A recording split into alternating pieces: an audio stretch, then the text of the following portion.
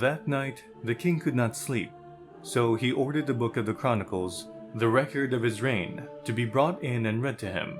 It was found recorded there that Mordecai had exposed Bigthana and Teresh, two of the king's officers who guarded the doorway, who had conspired to assassinate King Xerxes. "What honor and recognition has Mordecai received for this?" the king asked. "Nothing has been done for him," his attendants answered. The king said, "Who is in the court?" Now Haman had just entered the outer court of the palace to speak to the king about impaling Mordecai on the pole he had set up for him. His attendants answered, "Haman is standing in the court." "Bring him in," the king ordered. When Haman entered, the king asked him, "What should be done for the man the king delights to honor?" Now Haman thought to himself, "Who is there that the king would rather honor than me?"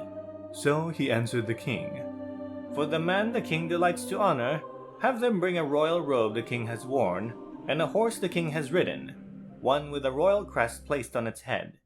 Then let the robe and horse be entrusted to one of the king's most noble princes. Let them robe the man the king delights to honor, and lead him on the horse through the city streets, proclaiming before him, 'This is what is done for the man the king delights to honor.'" "Go at once," the king commanded Haman.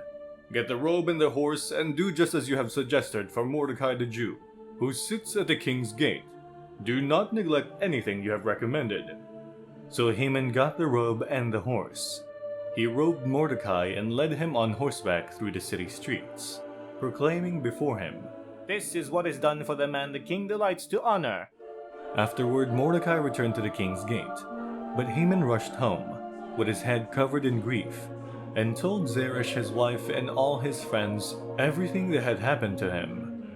His advisors and his wife Zeresh said to him, "Since Mordecai, before whom your downfall has started, is of Jewish origin, you cannot stand against him. You will surely come to ruin." While they were still talking with him, the king's eunuchs arrived and hurried Haman away to the banquet Esther had prepared.